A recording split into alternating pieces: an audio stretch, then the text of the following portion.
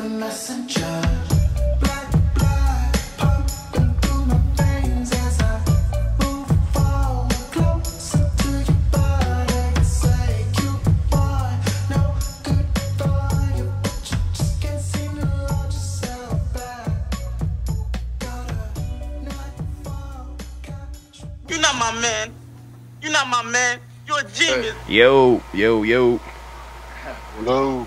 There we go. There goes the other teammate. Now we're ready. There we go.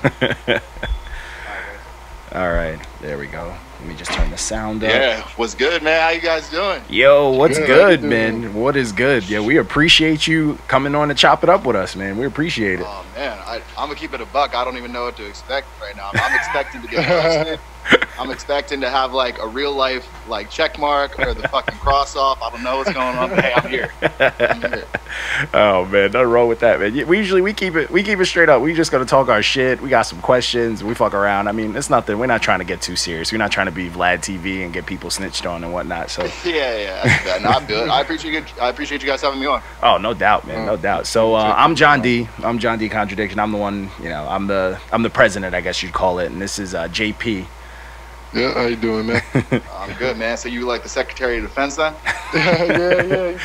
He's like our army. He's like our army dude, man. He crazy sometimes, man. Him and M. I thought niggas the general. All right, bet.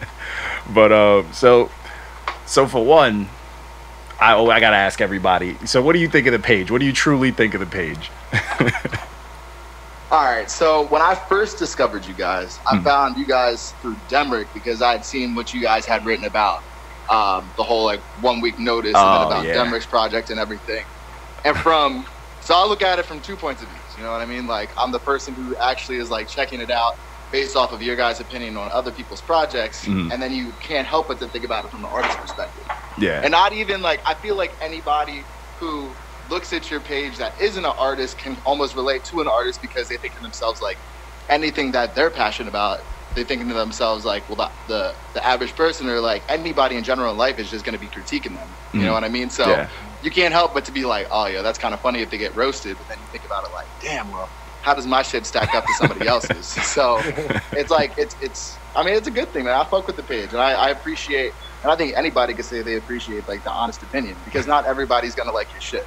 Yeah, You know what exactly. I mean? But the fact that you guys keep it 100, it's like you can't help but to respect it. Yeah, and I like when I like the whole like concept of it. Like when I put the whole thing together, it was honestly because I'm an artist too. Like I rap a little bit, but I was in like hardcore bands and shit like that.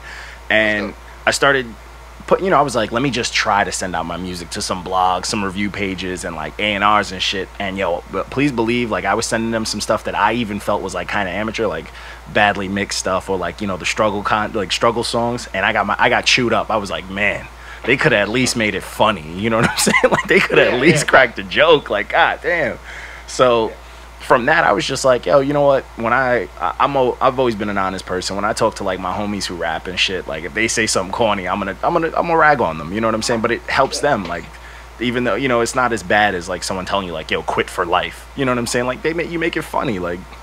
But you keep it real. Yeah, you keep it real. So we were like, fuck it, let's do that since these A&Rs want to be mean and shit in the back end, and then some review pages, they don't even listen to it. They just go, this is a good project. We like this project.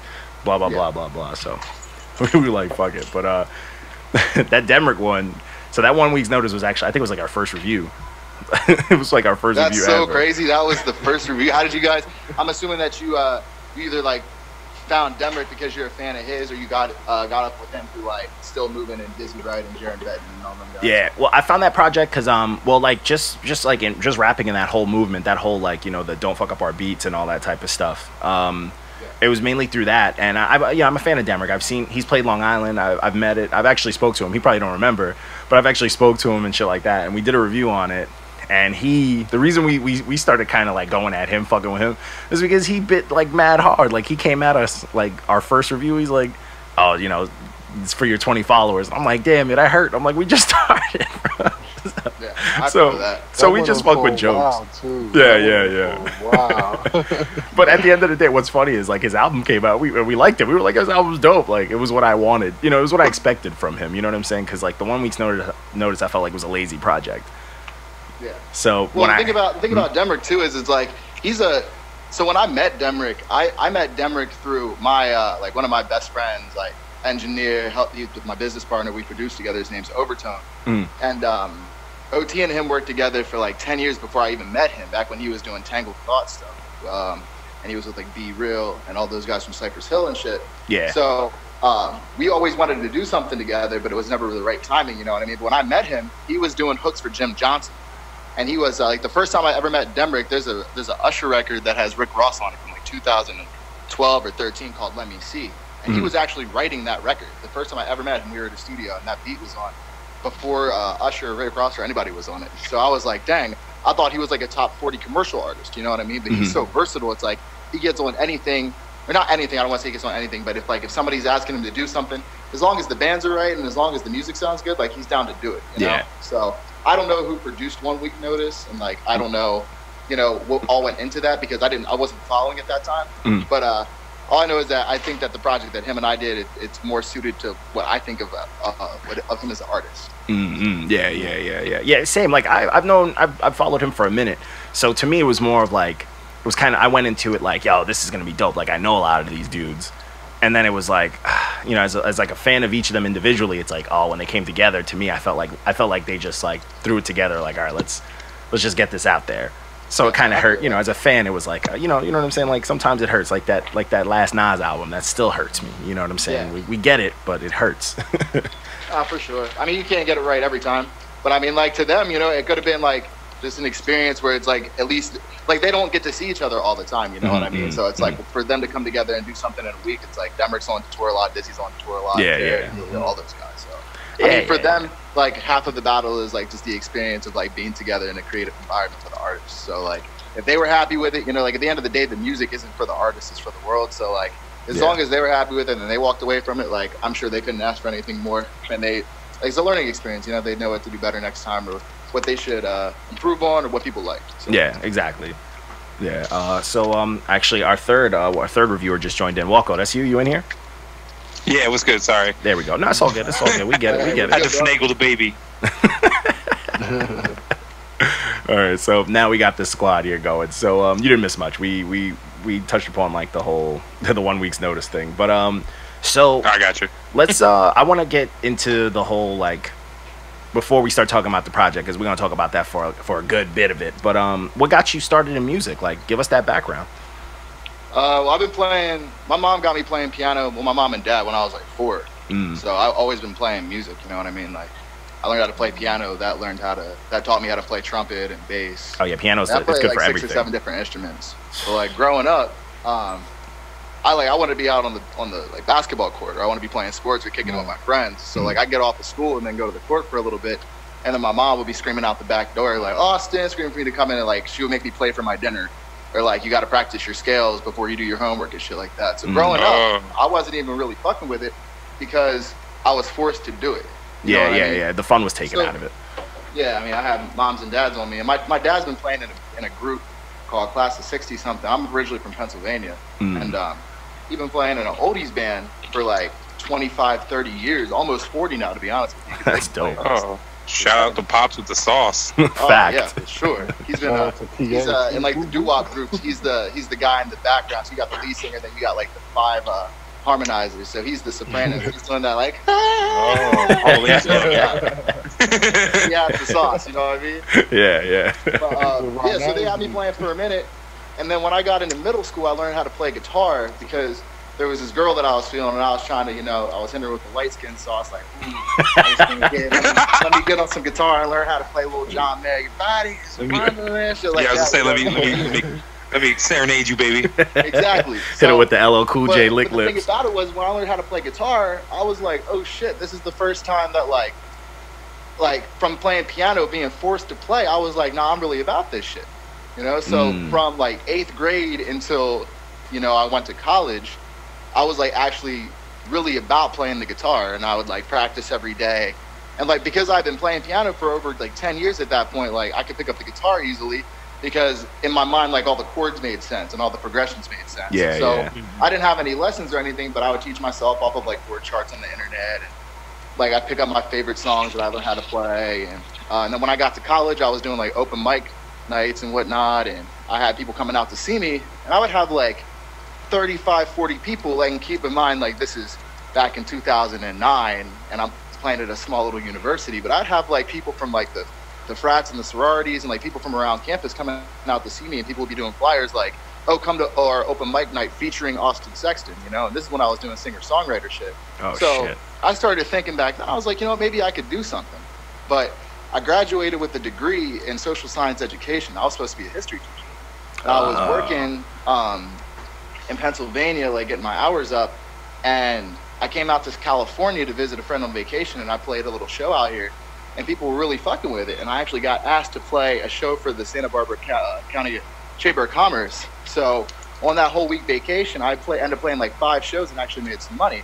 And I went home, like I flew home, and it's snowing out, and it's like 10 degrees. And I was just in California in January at 75, and the bitches are fire. And I'm like, shit, I need to go back. So I just took a suitcase and a guitar. Did that jump, my man. homie's couch. And just In the colder states, the girls just be a little warmer. You know what I'm saying? yeah, They my hair grow warmer, I'm a faster. little thicker. I mean, ain't nothing wrong with it. You know what I'm saying? It's that comfort food, baby. Damn. But I took a backpack of clothes, and I took my guitar, and now 6 years later, I'm living in Burbank, right outside of LA, and doing my thing, man, and meeting all the right people, and trying to make the right moves, and talking to the right people, you know, just trying to live my best life. Oh, dude, that's dope, man. We've had a good amount of artists come on here, and everybody has some sort of dope story getting into it, but they always took one crazy leap. It's always something that's like, all right, we got to, you know what I'm saying? And that's dope, man, because to see it work out, it's like, yo, that's something that like people that listen to this, a lot of young artists that want to get into it, or just anyone in general, like if you're miserable at your job, you don't want to flip burgers, you don't want to sit on a computer all day, this is like, take that risk. If you can take that risk, if you have the opportunity, you're physically able to do it, fuck it, right? Basically, if you don't have kids. Hey, you can take risks. All right, relax.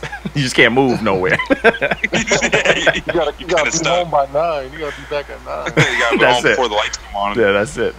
No, that's dope, though. Yo, first off, shout out to homegirl who made you get your swag on with the guitar. She amused. I think she deserves a song. Shit, at this point, I mean, if everybody kind of knows me for making records that got people's names in it and shit. Because my first project, I had a joint called Oh Anna, and then off of this last project, it got a record called PAOLA. I'm not saying whether or not these people are real, but you know, that may or may not be their real names. that may or may not be the real names, you know. But I will say that I write off of experience, and you know, yeah. Shout out to the girl back in 2004 who made me want to pick up a guitar and learn how to play John Mayer. So. Fact. If it wasn't for you, girl, he wouldn't have been crushing mad cheeks at school doing them open mics and shit, all right? So salute to you and all the cheeks, all right? Rest in peace, all them cheeks. That's dope, though. Nah, that's fire, though, man. That's definitely a dope thing. And the fact that you make the music off of, like, experiences and real things, that makes it that much realer. Like, when when you were like, yo, you should check out the project when it was dropping, I was like, yo, I'm gonna give this a review. And I actually listened to a bunch of music. Like, I grew up listening to fucking everything, but not like those people who are like, oh, everything. I literally listened to everything. I was part of like the hardcore, old rock, all sorts of stuff. So when I listened to your project, I was like, oh shit, I could immediately start hearing different influences and stuff that hit home for me. That made me enjoy it more. Like, there was like, I think I even probably mentioned in the review, I had a very like Sgt. Pepper's like Beatles feel to it. Like, oh yeah, you know what I'm saying? And I was like, I know he fucked with that project. You know what I'm saying? Yeah. I'm gonna keep it a buck with you, man. When I was making that project, so like, if you kept up with me since the first project, and I don't know when we really started chopping it up, but I had a project out for a year before I dropped the PAOLA EP. Mm-hmm. But that was more on some like R&B, funk, soul kind of like. I checked that one out. I checked that one out just like on my free time, and I was like, oh, this is definitely different. I can see the difference. So like, people that have been fucking with me, this was kind of a shock because nobody really saw it going this way. But lately I've just found this whole love for alternative music. Mm-hmm. And that's why I was a little bit nervous when you guys were like, all right, we're going to do the review. And I'm thinking to myself, like, oh, these things about to be alive.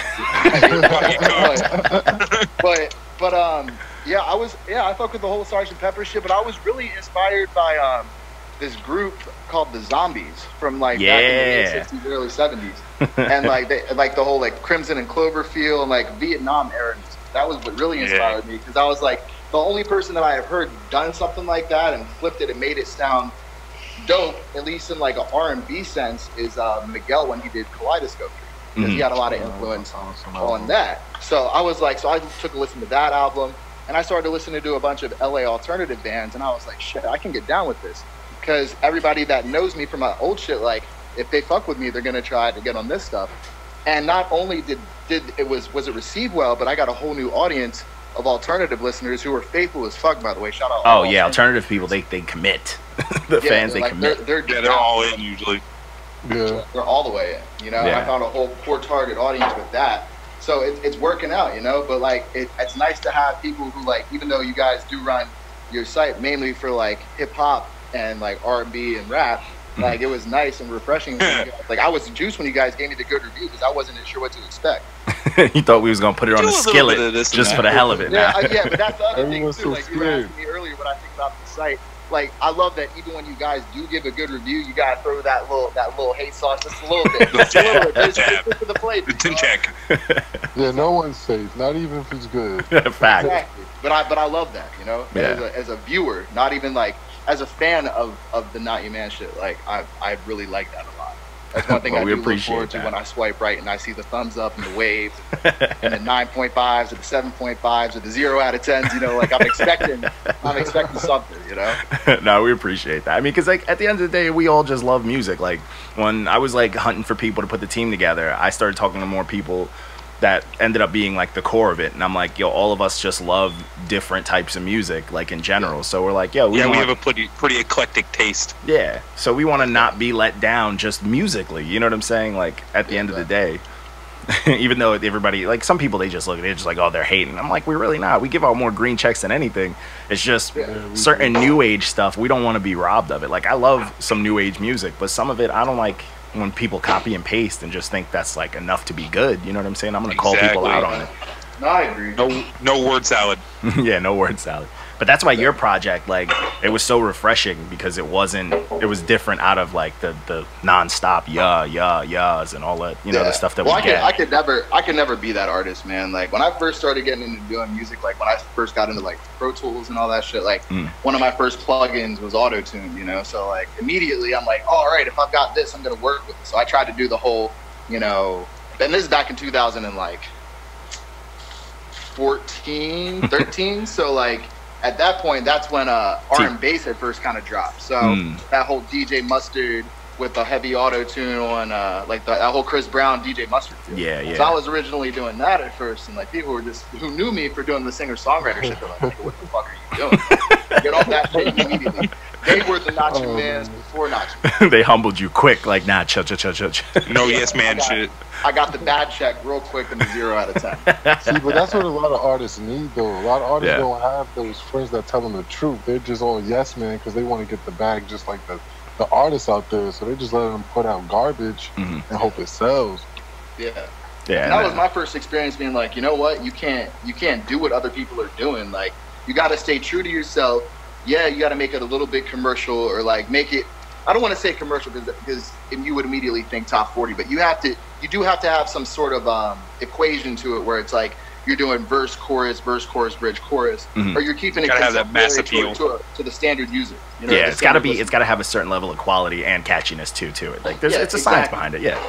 Because there's only so far you can go, and I hate saying this, but like there's only so far you can go as a unestablished artist who is trying to be too abstract, if you kind of know what I mean. Like, Yeah. there's a difference between art, and then there's a difference between somebody who's taking their art but making it more appealing for a general audience so that they can acquire those fans. Because like, I really think that once you have a core audience and once you have people who really appreciate you and fuck with you for what you do, then you can kind of go off the deep end a little bit and do what you want. But if you're trying, especially if you're trying to make money and you're trying to get established, I would for sure recommend like at least making it a little bit more general friendly. Yeah. Yeah. Yeah. I mean, yeah. You gotta even it out sometimes. It makes Yeah. sense. You got to dip in and out. It's like I always tell people, like it's like if you're playing in the league, you're playing in the NBA, like you can't just dunk. You know what I'm saying? You got to sometimes get a jump shot. You got to sometimes throw an assist every now and then. You know what I'm saying? You got to get the jumper. Shit. I Yeah. mean, Dirk started that. If it wasn't for Dirk, these niggas, these 7-footer Kevin Durant wouldn't be shooting the way he is. That's a fact. That's a fact. And we run into a lot of artists who have this like they get a bad check from us, right? And then they're like, "Oh well, I didn't make it for you. I made it for certain people." And it's like, you have 100 followers. Who did you make it for? Yeah. Like, don't get in your bag already. If somebody tells you it's not good, get better. Yeah, that's a fact. That's a fact. You Or know, like, yeah, you don't have to take it full. Like, you know, like.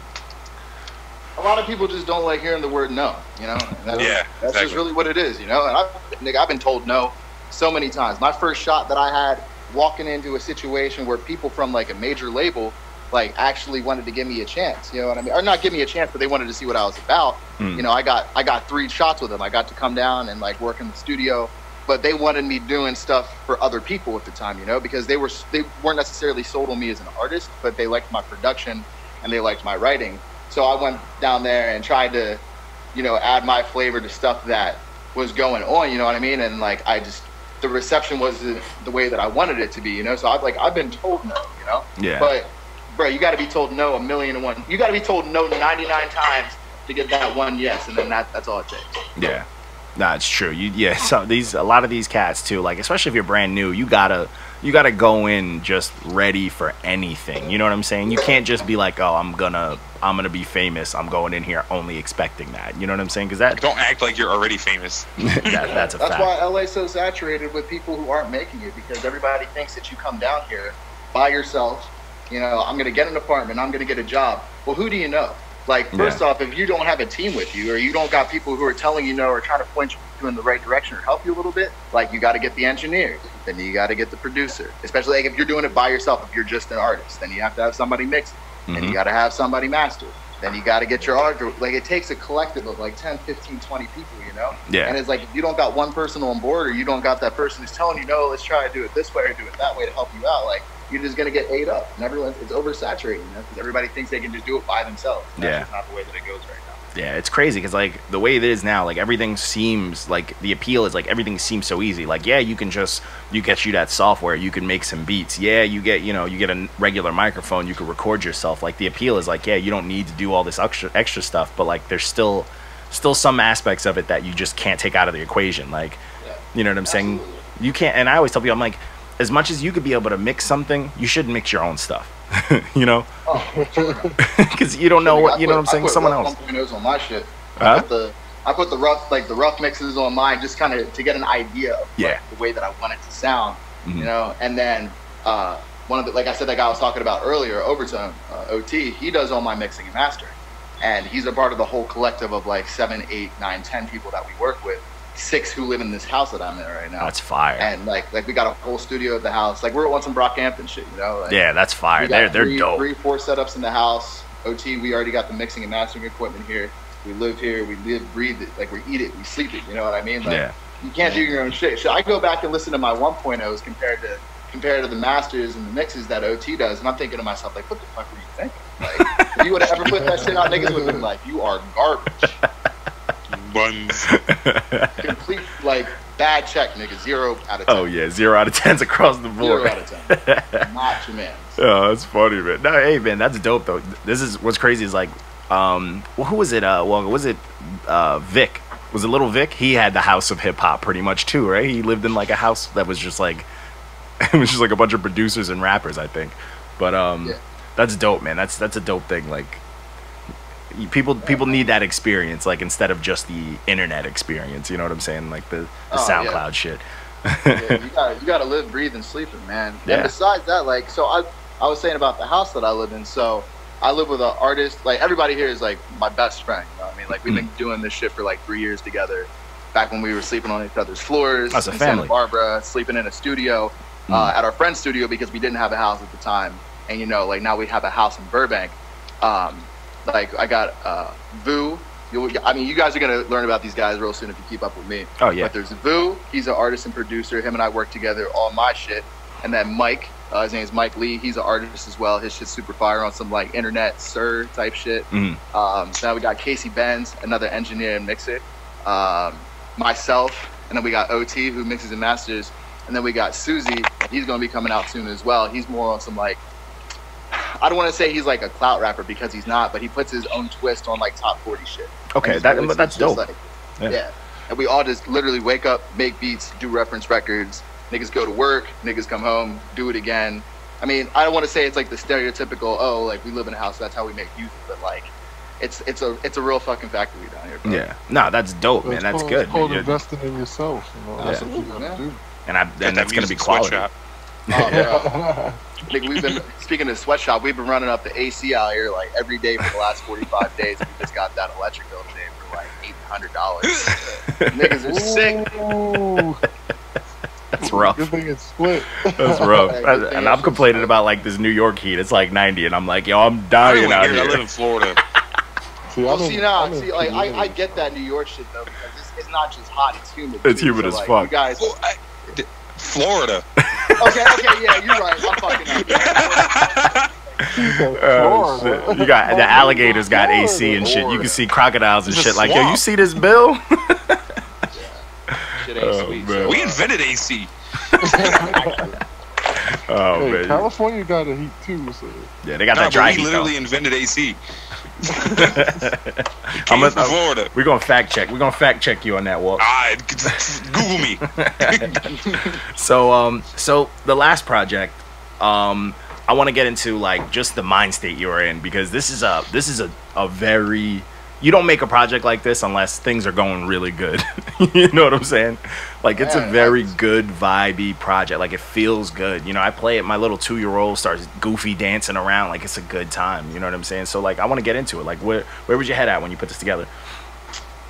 I think it's funny that you say you were in a good place when you made it. Maybe musically, but emotionally, nigga, I was wrecked. I'm light skinned. Shit was not cool. Nigga, I was in my this is a feels. light skin album.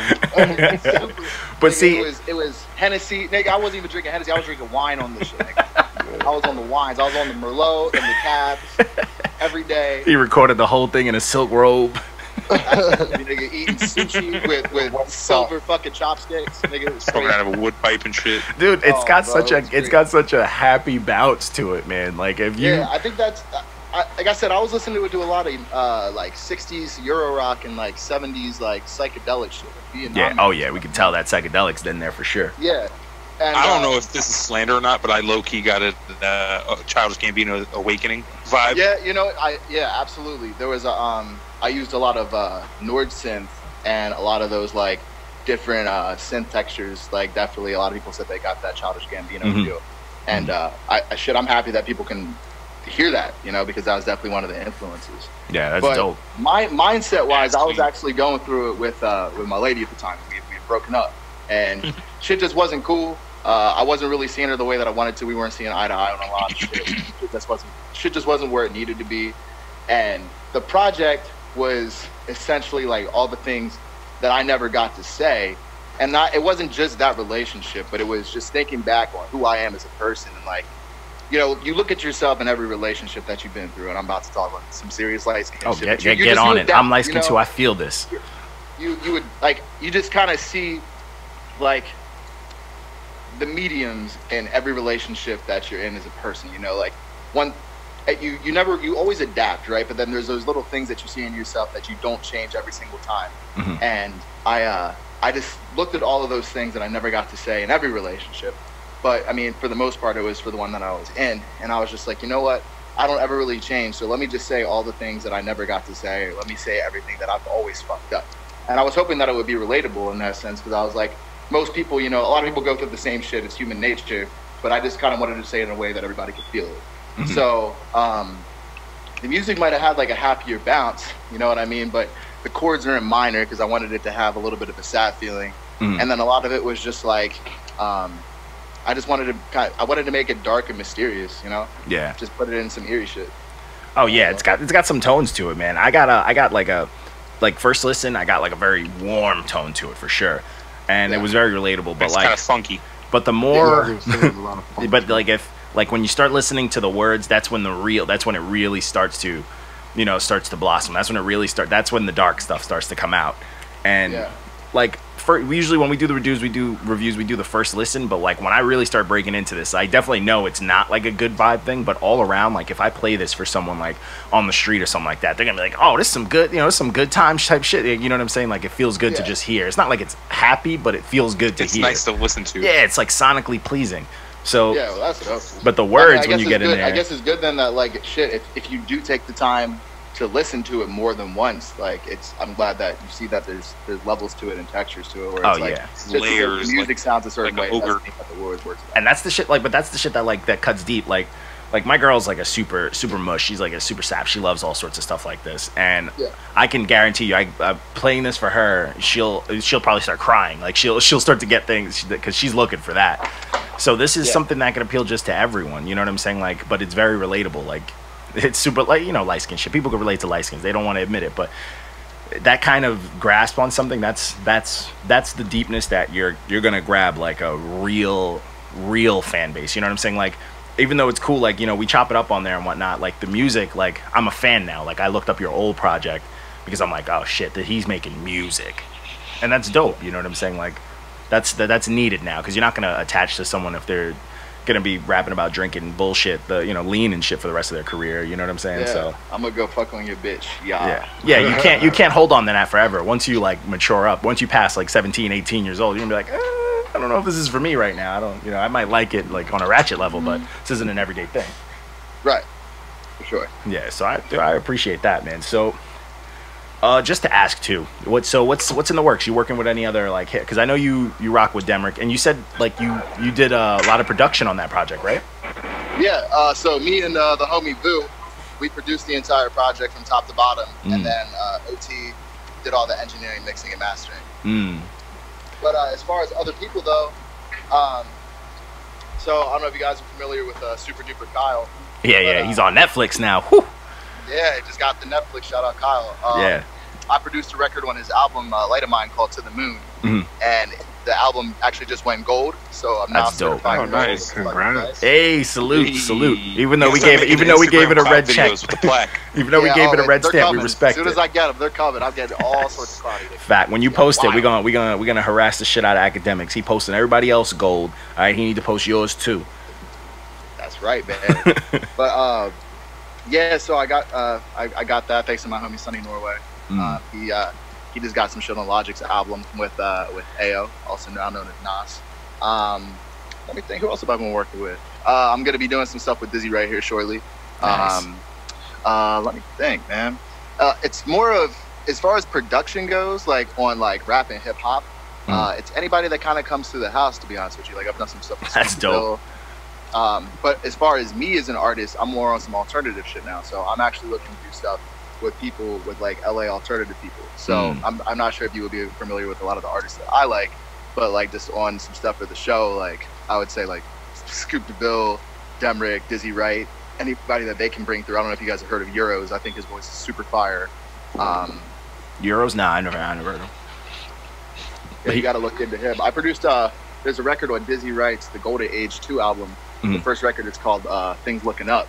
The first record on the album. Euros does the hook on that. You should do it. You should listen to it. That dude's super dope. Let me take a little quick note. Working with them. Yeah, just anybody that kind of comes to the crib, you know. It's people that, you know, Demrick knows or OT knows, because I'm starting to just kind of poke my head into the scene a little bit, you know. So I'm just blessed for any opportunities.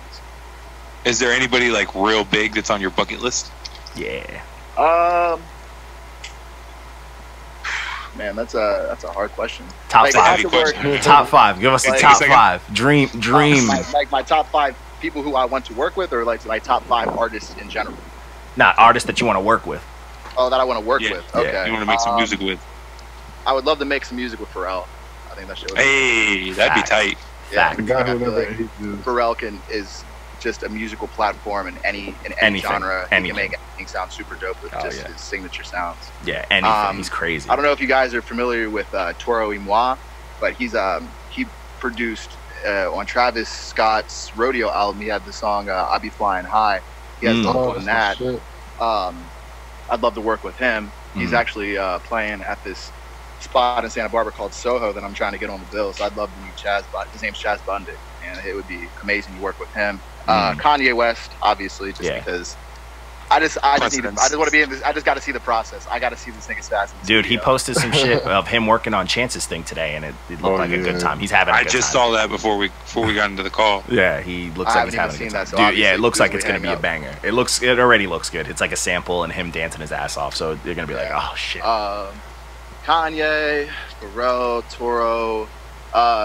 You guys know Tame Impala? Mm-hmm. If you guys could take a second, if you like, anytime this week, he's got an album called Currents. It's fucking incredible. He's a brilliant mind. He's an Australian guy, but his tones, his signature sounds incredible. I would love to work with him. And so then want some guitar shit? Truthfully, John Mayer, bro. John Mayer is Eric Clapton of our generation. That nigga is fire with the guitar. He actually helped produce Astro Thunder on Travis Scott's Astro World. Yeah. Oh shit. Yeah, his name was on there. A lot of people don't know that unless you keep up with him. So, and he's on some shit where I truly like. I'm on the same thing where it's like music's in a place right now where like any collaboration is good. You know, like you can take singer-songwriter and match it with heavy metal and then throw it into a trap beat, and that shit could be absolutely fire. You know, it's about bringing different audiences together. Yeah. So, that's like one guy I was talking about, Susie in my house. He was in a hardcore band. So like you were saying earlier, like you relate on some shit like that. You know what I'm saying? Mm-hmm. It's like taking that hardcore influence and putting it into like a top 40 sound. Like that shit is dope. Like I love stuff like that. So I think like any collaborative efforts are just much appreciated right now in 2018 and moving forward. Yeah, that's fire. That definitely something that like needs to be done. Like we're at a point in music where there's so much of like the same that's being pushed in front of everyone's eyes. So it gives everybody that's like underground or like coming up the opportunity to just make something very unique and different. You know what I'm saying? Like just to break the mold. And that's what I'm waiting for. It's like what's his name? No, it's all good. What's his name? Someone I was when I listened to your project, I was like, yo, someone I would definitely see you work with. You ever hear Hobo Johnson? What's the name? Hobo Johnson. I have not. Oh man, Hobo Johnson. Yeah, he's on a pretty big come up right now, and he's doing work. He's from Sacramento though. He's fire. He's mixing like kind of like rap, but with like almost acoustic folk. Oh, that's tight. With like a twist of like weird, kind of like screamo. It's good, it's really it's very different, but it's very dope. emo too. Yeah, it's very. Oh yeah, he's telling like, well, it's folk. I mean, folk stuff's always got like that sad tone, but he's definitely very unique, and he's someone that like I could see you and him breaking a mold. You know what I'm saying? Like that, two different type of sounds would be fire. But definitely check him out. Like he's killing. You know, I'm gonna give you guys something too. Like check this out. There was a moment, probably 6, maybe 5 months ago. You guys know Juice WRLD? Oh yeah. Oh yeah. All right, there was a point where when Juice WRLD first came out, the homie in the house, Susie, he was like all about it, and he listens to everything that like first kind of comes out from like Hot New to World Star, you know, anything that's kind of on the way up before it blows, Ear Milk, you know, Digital Drip, all that kind of shit. He was like, you got to listen to this Lucid Dreams record. And when I first heard it, I was like, oh, he kind of sounds like. At first, I thought he kind of sounded like everybody else, but more on an emo tip. But honestly, now, like, I think you could even take him and incorporate into that whole like acoustic, weird, like rap shit. Yeah, you know what I mean? And, like, I would have no problem working with him either. I actually kind of like it. Yeah, his sound definitely it stands out a little bit more than like a lot of the other stuff. Like I can see the direction he's going in because he's like twisting. Is it funny how stuff grows on you too after a while? Oh yeah, absolutely. Oh yeah. Shit. Yeah, I also think it'd be kind of dope to put Lil Uzi on something like that. Yeah. Uzi's a mess. He's a mess, but he would definitely do it. Universal, man. I fuck with it. Yeah, he does his thing. Everybody who listens to my music's going to hell. Dude, he's a mess. I saw him at this venue out in Huntington, the Paramount, and like I was like chilling on the stage while he was performing. He like ran in through like the kitchen, got on stage, performed, and like ran out. Like it was such a. He's like a mess, dude. He like came in, did his thing, and dipped, dude. It was like, all right, he's doing the rock star thing. I saw that, and then he ran somewhere else, started performing randomly. Oh no, this is him leaving. He performed his set and like ran out. Like he ran in and ran out. Like I saw him from the parking lot go through the kitchen, and I'm just hanging out backstage, so dying, dude. He's a mess, bro. I can't scratch that too. He's living his best life. Can't be mad at that. Oh man, so outside of like those artists that you'd want to work with, just top 5 favorite artists of all time. I guess most influential artists for you. Influential as fuck, bro. Oh Y'all yeah, niggas put me no, on the spot. that's a tough one. It's such a hard question for me, because at any given point, like I'm just so inspired by certain artists right now that, like, I could even go, like, at the moment, just the kind of person I am, like, I'll be like, oh man, this shit's GOAT level right here, you know. And then like the next week, I'm hearing something else that like just inspires the shit out of me. So Yeah, nah, I hear that.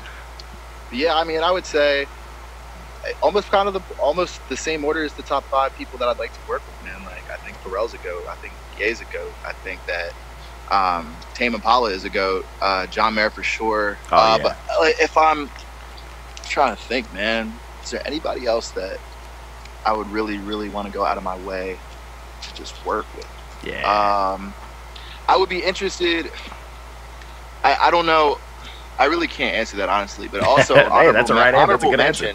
Stumped him. I'm gonna say Brockhampton, bro. Yeah, Honorable there. mention. Just because I know they're kind of in the same situation as us, like everybody that's in their house and everybody that's a part of that group. You know, they just got signed and they got a house to work in.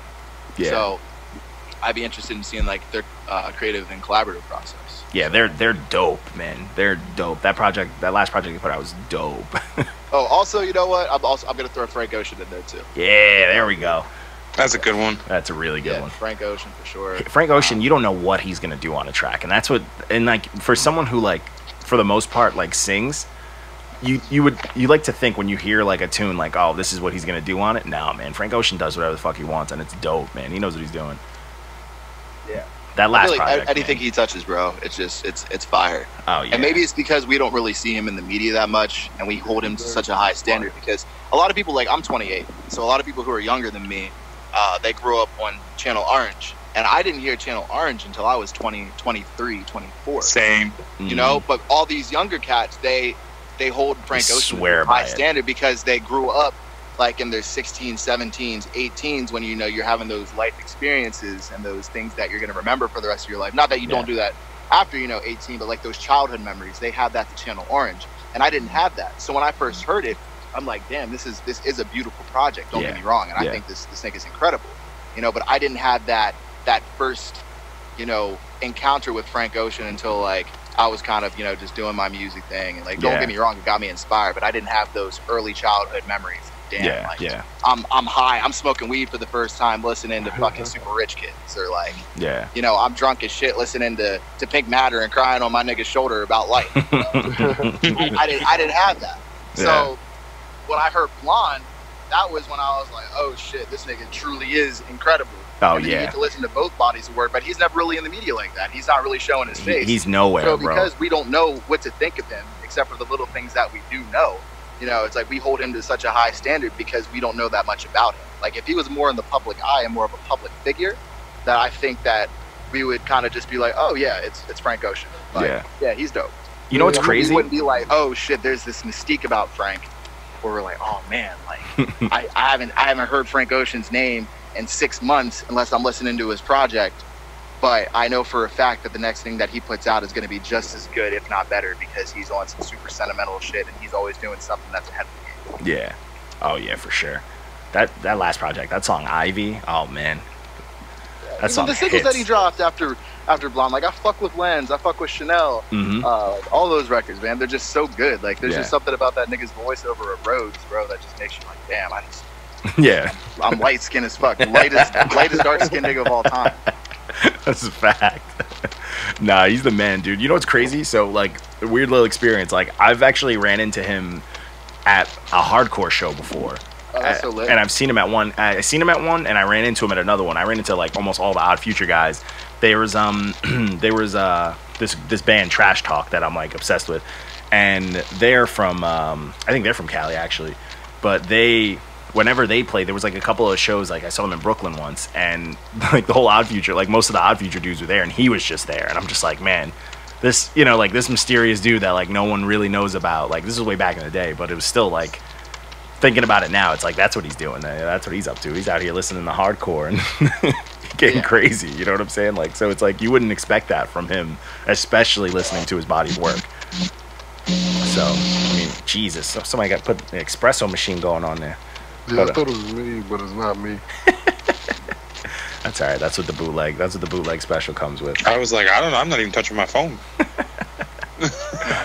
I'm in my house connected to that good LTE and Wi-Fi, bro. So I'm straight. There you go. Watch, Johnny's about to get electrocuted here in a second because his setup. Yeah, honestly, it could be my side thing because like I'm also, my boss is gonna listen to this. I'm also like working from home, but it's on the side. But like that's all good. You know, it is what it is. My shift is done soon, anyways. But all right. So on top of that, like I know, you know, as an artist, you don't have a lot of time to just bump too much music. But like, you got anything in your rotation that's been going on through your like headphones lately, outside of your stuff? I can't stop listening. You guys listen to what's his name? I've got the song. The song's called Charcoal Baby. It's by Blood Orange. I don't know if you guys listen to him, but he just dropped the whole project.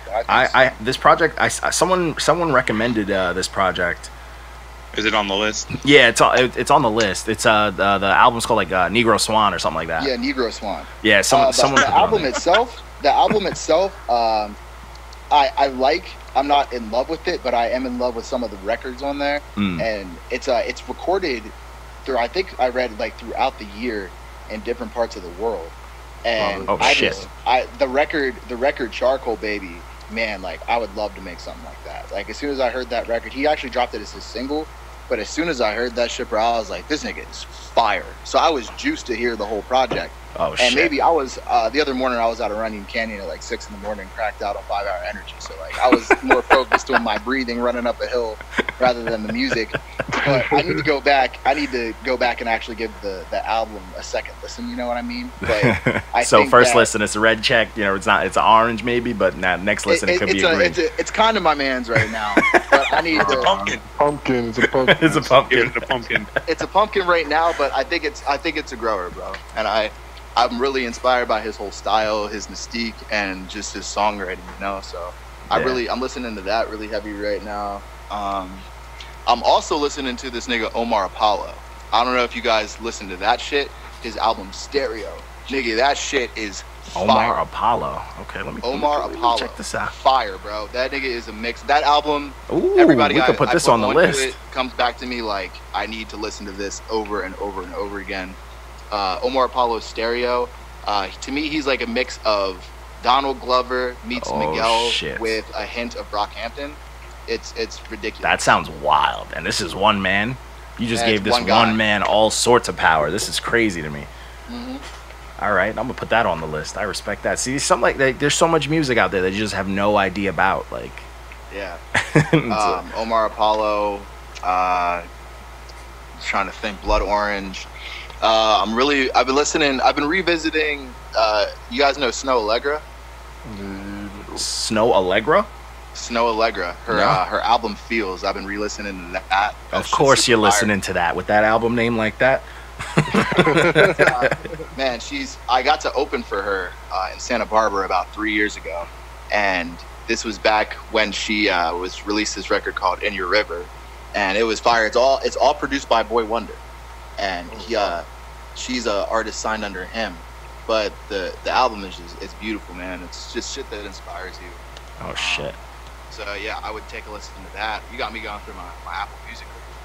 And then obviously came a long way just because, you know, I produced that shit for Demer. Oh yeah. I'm really proud of that. Yo, that title track is special, bro. That title track really talked to me, bro.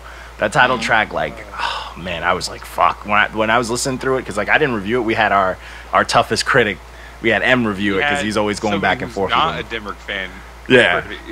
Do the review and he gave it a check. Yeah, and he liked it. And when I was listening through it, I listened to that song and I immediately was like, all right, I'm gonna put this on loop for a bit. This song is fucking me up, and it really was, man. The story, the production, like everything. The project was good. It was fire. Oh yeah, that title track is one. That's what to me that title track is what title tracks are supposed to be. They're supposed to just be like damn near sum up the whole project. You know what I'm saying? And that did its job. So that shit. And truth be told, on that whole project, so the story behind that is he came over here to just record some vocals that he was doing for this group called the Elevators. They're getting ready to put out a project here soon. And he came over to record some records, and then one night, you know, we were off the hand and was like, oh man, let's make some. He was, you know, on his Demrick shit like, Jay, let's make some beats, Jay. And I'm just like, all right, bet. Yeah. Shout out Uncle D. Like, that's a homie. I be I would do that shit all the time. But he's like, yeah, let's make some records. So I was like, all right, bet. So Overtone got behind the boards, and I got doing the drum machine, and I'm on the keys. Mm-hmm. And we had made the first song. It ended up being Full-Time Finesse, and that's record 10. And he was like, all right, yeah, this is cool. So like, let's keep doing this. So for almost 2.5 weeks, this nigga would come over with 2 bottles, 2 half-gallons of Hennessy every night. Okay? Jesus Christ. We would stay up. He would get into the house around like 3, 4 o'clock. And, I'm still on the 9 to 5. Everybody in the house is working right now, too. So, we're going to work and we're coming home, and everybody works different jobs at different times. So, like, sometimes I'm at the house starting stuff, and then I got to go to work. And then Boo's finishing up stuff while OT's engineering it, or OT's not here at the house, so I'm engineering stuff, just going back and forth. But every day for almost 2.5 weeks, this nigga would come over with 2 half-gallons of Hennessy. Jesus and Christ. we would just work, right? We would just get Uber Eats to the house, and we would just be getting drunk, just getting lit, just making records. The dream. It got to the point where we got a Ralph's right up the street. It's like our local grocery store. We got a Ralph's up the street, and we bought them out of Hennessy, and they had to do their whole second order for us, right? So shout out Shirley at Ralph's. She knows us by name now. We would come in every night and just buy them out, right? Sometimes we would get 3 bottles, sometimes we would 4, because like sometimes Dizzy would be coming over, or sometimes we would have different people coming in, different engineers, shit like that. You know what I mean? Having Uber Eats coming to the house. But yeah, for 2.5 weeks, we just worked on that project, and the last record we made was Came a Long Way. And the entire time, when you're making records, when you start making a project, you're trying to get a title or something to base it around to give the project an identity. Mm-hmm. And then I'm playing the piano lick that's in that record. Yeah, it's fire. And he just kept saying this, I came a long way. I came a long way. Hey, I came a long way. He nailed it. And after we made that record, he was just like, at this point, this is what we got to call the project. And it just made sense, because it was so crazy. We were going out of our way to really try to figure out what the name of it was going to be. We had like 5 or 6 different like titles we were like cool on, and it just happened immediately. And I think that's the way that it kind of always happens with artists. Yeah, that's how that went down. And then I was super juiced because like in the hook I needed a sample or something like that, because we used a couple of different samples. We actually used our own music samples in the project, just for like little hints of sauces, just so I could look back later and reminisce, be like, dang, I used this record. But in Came a Long Way, I actually used the chorus of a record that I have on my album Good Sex, which stands for Good Music by Austin Sexton, by the way. It's called You, and it actually has my dad on it. But yeah, we took that chorus and we flew it in to the hook. It Came a Long Way. So if you ever go back and you wanted like a little Easter egg, listen to that record, listen to the chorus. Yeah, because I was wondering like what that sample was. Because like when you look up, like a lot of times you could like look up samples too, like where they came from, and I was like, nah, I don't know, I couldn't like put my finger on it. Yeah, that's actually my own record called You. That's fire, dude. That makes sense too. That track, I would have been upset if that song didn't have a dope story behind it. You know what I'm saying? That's how much I enjoy that song. Like, but the one of the best parts about that too is I remember when we were making that. Let me think. This nigga would go outside every like 25-30 minutes, and he would actually call his family and people that he knew to like make sure the stories that he was telling on that project were true, just to get the right names and the right feels and the situation. So he's actually calling people just to make sure that he's getting the facts straight. So everything that is on that record is completely true. Not even just the Came a Long Way record, but like all the stories that he's telling throughout the album. Like it's just all true. Damn, so he was busting up old cheeks when he was a youngin'. Then that's one of the stories that stuck with me. I'm like, oh, his mom's trying to blow up his spot. That's right, man. He had the pizza party thanks to Papa John's off the food stamps. Yeah, that was fire, man. That's fucking dope, man. That's dope, man. That came together fire. Yo, that project, like the more and more I listen to it too, like it gets better. Like, but the fact that like he was like, he immediately starts the album off like, yo, I'm like 40 doing this shit. I'm like, oh shit. He's like, you're not 40, but he says he's older. He's like 30 something. I'm like, oh my god. Like I would have never thought, because he's extra light skinned, so he look young as shit. Yeah, I was about to say he looked like he was in his 20s. Man. Yeah, but like the fact that like when you hear an artist talk about something like that and you really hear them rapping about it, that kind of gives it that fire too. Like fuck it, yo, you know, you ain't never too old. Like, you know what I'm saying? Talk that shit. So that set the tone for me just in general. So that's dope, man. That's dope that you were a part of that. Like, I mean, it's real shit though, because like I'm still out here. Like I said, I'm 28, and like I strive to be an independent artist that can pay his rent off of just making music. And don't get me wrong, like I'm gonna be there soon, and I'm not saying that like on some like flex shit, but like I truly believe as me as an artist that like I will be there soon. Yeah, that nigga's been through so much shit, and he's been doing it. Just honestly, like he didn't get into music until he was like 25, 26. You know what I mean? And I think he's in his early 30s now. You know what I mean? But he's been doing it for just as long, maybe even a little bit shorter of a period than I have. And he don't got to pay his bills, or he doesn't have to work a job to pay his rent. He's doing it all off music.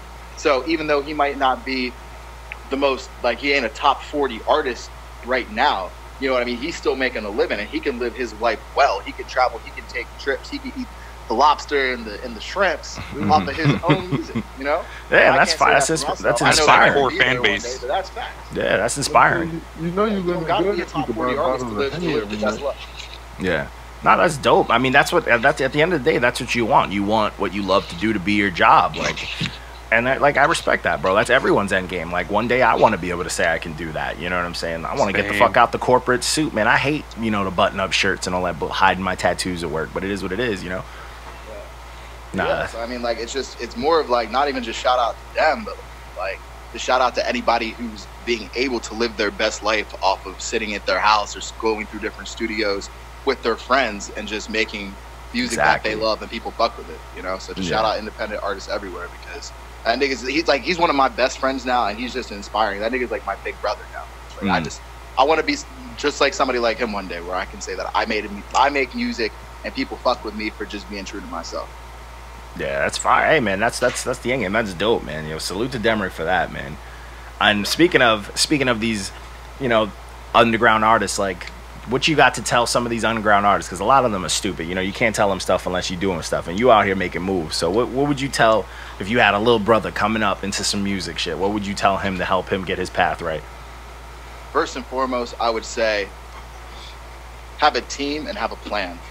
It is so rare that anybody blows up off of just moving to LA or putting a song out and thinking that they're going to change the world. Because at this point, like, just because you have, maybe your music might be fire, don't get me wrong, like, you can get somebody else's beats and rap on it, and it turns out really, really good, and like it sounds just like something that everybody else is listening to.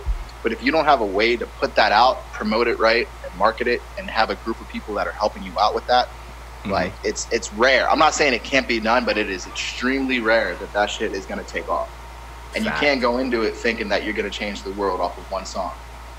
Shit takes time. You can't cheat the process. When I first started doing shit, I had somebody who was like, I'm going to put you in a studio, and you're going to make these songs, and you're going to blow up. And that was the least of what happened. You know what I mean? Like, that was the epitome of that, was us looking at each other like, damn, what the fuck did we just do? You can't go into it thinking that you're going to cheat the process, because if every millionaire out there had a son or a daughter that they wanted to invest in, like, the entire top 40 would just be infiltrated with just rich babies, and it's not that way at all. Fact. It really is a fact. No, it's a fact. It's 100% fact. You can't fake the hustle. You can't fake the process. You can't cheat it. You got to be patient. You have to be able to accept the word no, and you have to be able to have, like, you got to have a strong backbone, because like niggas will eat you alive out here. People will tell you, you'll have a bunch of yes men on stuff that is trash, and you will also have a bunch of no men on stuff that is actually really good. And it's finding that middle ground to be able to walk away and be like, you know what? Like, I can accept that this might not be as good as it can be. And that's just art, like, you got to also find a place where you just need to walk away from it too.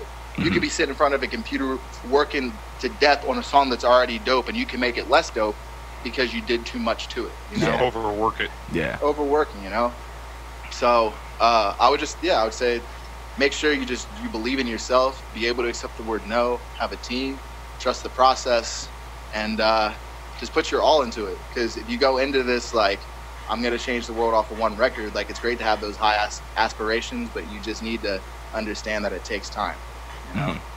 Yeah. And anybody that fucks with you, like, just be thankful and supportive. Like, right now I'm doing these PAOLA t-shirts right now that I'm sending out to people. I did a limited run of 48, and I'm almost sold out, and that's good for me, But to every single person that buys a t-shirt, like, my wrist is fucked up right now because I'm writing like full page handwritten notes to every single Oh person. yeah, I saw in your story you had all these notes. I'm like, man, what is this notes? What is this paper and pennies like, using? I'm just saying thank you to every single person. You know what I mean? I'm writing a handwritten note, and I'm just writing whether I know them or I don't know them. You know, I'm actually taking the time to sit there and think like, what can I say to this person right now to let them know that I genuinely appreciate them supporting me. You know, you got to thank your fans, because if it wasn't for them, you wouldn't be there selling the shirts. You know, exactly. You wouldn't be here if it wasn't for the people listening to you. Exactly. So you just got to be appreciative of every single person that fucks with you. That's a fact, man. Yo, man, that's dope. And honestly, I guarantee you, every single person that gets that note is gonna be a committed fan forever. You could do some reckless shit, and they're gonna have your back. But yo, man. I don't care if it's 48. I don't care if it's 48, or I don't care if it's 1,048. Now I'm gonna care if it's like 10,048, because like I won't be able to play guitar, and I'm gonna have a couple niggas I'm paying on the side to help write the notes. I'm at least let them know what to say, and they're gonna write it, but I'm still gonna sign it. You know? But for real, like it doesn't matter how many people it is. It's like, even if you're playing in front of 200,000 people, like, as long as you just say thank you. That's it. You let people know that you're just appreciative. Yeah. You gotta be. Yeah, that's it. And that's what fans want. Be on your side. Yeah, that's all fans want. They want to know. They want to be noticed. You know what I'm saying? They want to see it. Like I can tell you how many of my favorite artists, like, if I didn't get a second to like meet them, or the way they came at me, and it ruined my whole, like, the way I saw their whole career. You know what I'm saying? Like, it fucked it up for me. Yeah. So Felt like Chameleonaire. like hearing Chameleonaire curse in person, like, wait, he don't curse? That would break me. I never want to hear that. But that'd break your heart. But yo, man, so we don't want to keep you all day. We got you for an hour. We locked you in. Yo, you fucking gave us a dope one, man. We really appreciate it, man. One, get your plug where people can buy your shirts, the album, all that good stuff, man. So once again, thank you very much for having me, by the way. Like, I fuck with you guys heavy. I will continue to fuck with you guys heavy. Right back at you. I'm liking the pictures. Y'all can say I'm not your man's, kind of your man's. Just always be honest, because more than anything else, it's just I'm happy to hear somebody give me constructive criticism. So thank you guys so much for fucking with me. Oh, for sure. My name is Austin Sexton. You can find me at iamaustinsexton on Instagram, Twitter. I'm not the greatest tweeter, but it's Austin_Sexton. And if you want a shirt, if I don't have them sold out by the time this comes out, just DM me. I'm just doing Venmo or PayPal or Cash App or whatever it is. The $30, it includes the shipping to your door. I'm writing notes just to let everybody know that I appreciate them fucking with me. And the album is on Spotify, Apple Music, anywhere you can find it. It's called PAOLA. And yeah, if you're trying to get your light skin wave on, definitely go listen to that. But I put a lot of time and effort into that one, so I hope you guys love it as much as I had a good time making it. So. Oh man, we definitely appreciate it.